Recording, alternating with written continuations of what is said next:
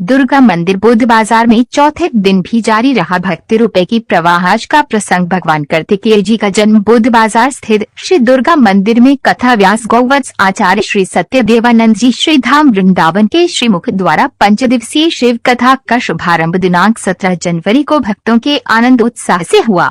इसी क्रम में सोमवार 20 जनवरी को चौथे दिन कथा दोपहर 3 बजे हर हर महादेव के जयकारों से प्रारंभ हुई।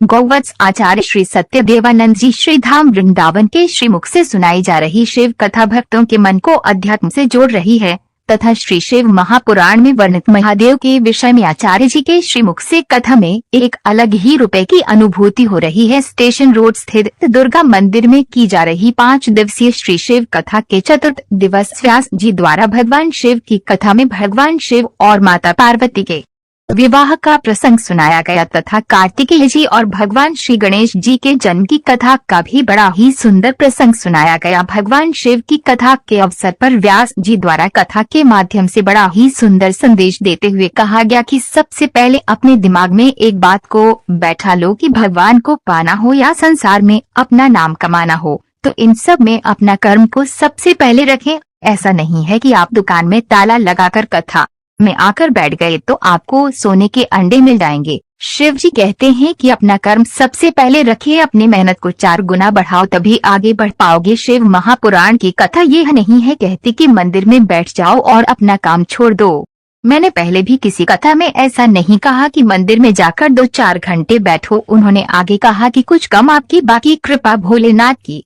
साथ ही व्यास जी ने कहा कि अगर आपको किसी ने कुछ अपशब्द कह दिया या कुछ गलत कह दिया तो आप सोचते हैं कि आपका पूरा दिन खराब हो गया। शिव कथा कहती है जरा से किसी के एक शब्द पर आपका दिन खराब क्यों होगा, किसी के शब्दों से आपको अपना दिन क्यों खराब करना है। अगर आपके पास 90,800 रुपए हैं और उसमें से 50 रुपए किसी ने चुरा लिया तो आपका दिमाग खराब हो गया। अब आपके पास से 90,500 रुपए हैं, क्या तुम उसको फेंक दोगे? नहीं न। इस तरह किसी के कुछ कहने से आपका दिमाग खराब हो गया, ऐसा नहीं सोचना चाहिए। व्यास जी ने कहा कि दुनिया में लोग कई चीज दान करते हैं, कोई कपड़ा कोई खाना। अगर आप कुछ दान नहीं कर पा रहे हैं या किसी को कुछ नहीं दे पा रहे हैं तो शिव कथा कहती है कि एक मुस्कान अपने चेहरे में तो ला सकते हैं, उन्हें एक मुस्कान भेंट कर सकते हैं। उन्होंने कहा कि जब भगवान ने शरीर पूरा दिया है तो आदि भक्ति क्यों? आदि भक्ति सनातन धर्म की पहचान नहीं है। एक हाथ से राम राम बोलना या एक हाथ से भगवान की भक्ति करना हमारे सनातन धर्म की पहचान नहीं है। हमारे सनातन धर्म में 2 हाथ से भक्ति होती है। आजकल पता नहीं कुछ युवा एक हाथ से अपने बड़े बुजुर्गों का आशीर्वाद लेते हैं। हमारे धर्म में दोनों हाथ से बड़े बुजुर्गों का सम्मान किया जाता है। सनातन धर्म की पहचान दोनों हाथों से है, यही हमारी संस्कृति और सभ्यता है। दोनों हाथ उठाकर शंकर भगवान की भक्ति करो और दोनों हाथ उठाकर बोलो हर हर महादेव।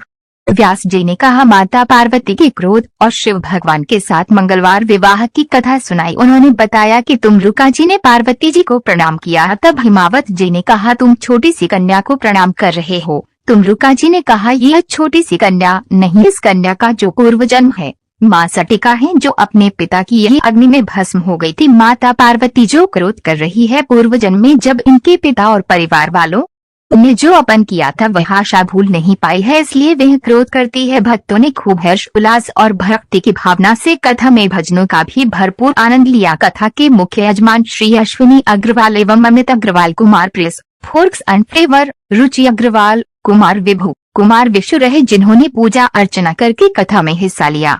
कार्यक्रम के प्रबंधन में अजय सिंह राजपूत, विपिन सरन अग्रवाल, चारू अग्रवाल आदि लोगों का महत्वपूर्ण सहयोग रहा। साथ ही में मंदिर प्रबंधक कमेटी के सुभाष चंद्र ढल, खैराती लाल मल्होत्रा, तिलक राज कत्याल, पंडित परमराज जोशी, पंडित लक्ष्मी राज जोशी, डॉक्टर नीरज जोशी आदि का विशेष सहयोग रहा एवं भक्तजनों का सैलाब मंदिर प्रांगण में भक्ति का मधुर रूप हर्ष और उल्लास के साथ बढ़ता रहा। भगवान की माता पार्वती ने स्पष्ट कह दिया मत पुत्रो यदि जीवे तदा संहरणम नहीं, यदि मेरा पुत्र जीवित हो जाए और तुम सारे देवताओं में वो प्रथम पूजा का अधिकारी हो।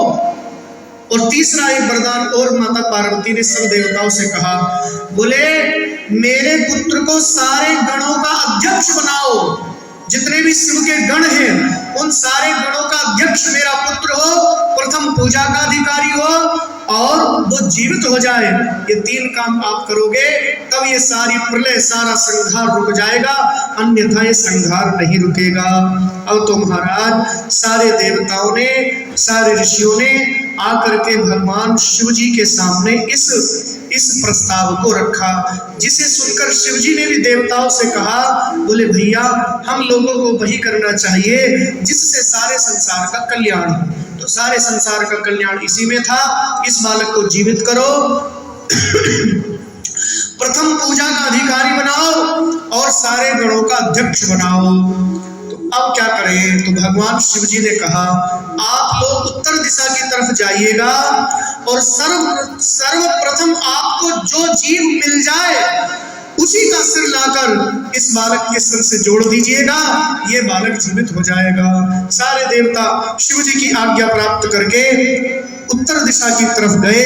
गणेश जी का शरीर लाकर विधि पूर्वक उसका प्रक्षालन करके उसकी पूजा कर वे उत्तर दिशा की ओर चल दिए और वहीं पर उन्हें सर्वप्रथम एक दांत वाला एक हाथी मिला। एक दांत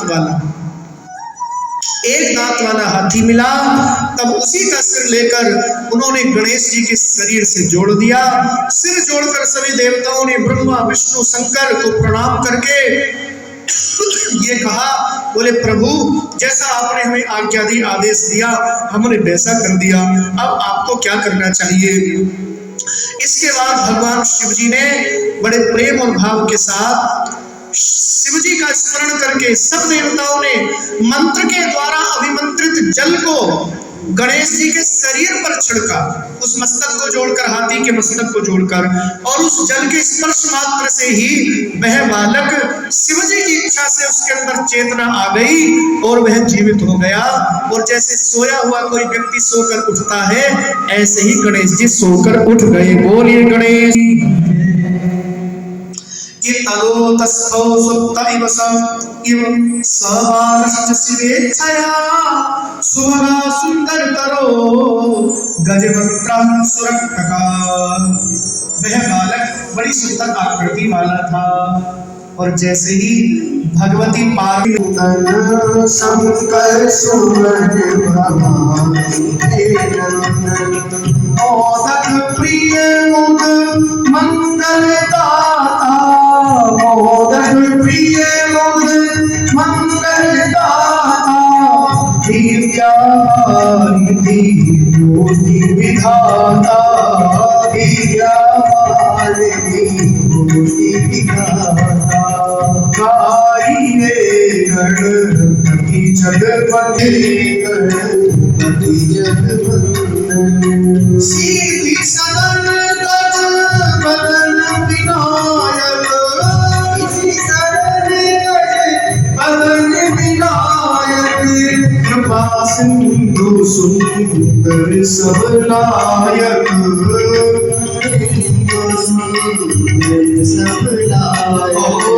कृपा सिंधु सुंदर सब नायक, कृपा सिंधु सुंदर सब नायक। गाइए गणपति जगवंदन, गाइए गणपति जगवंदन।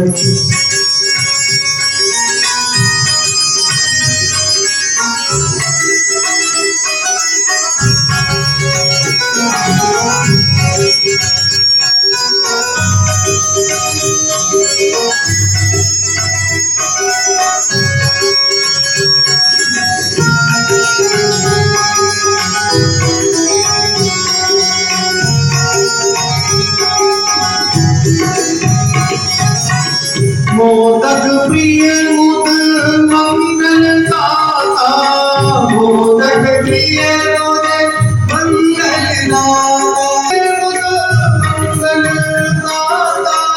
मोदक प्रिय मुद मंगलदाता, विद्या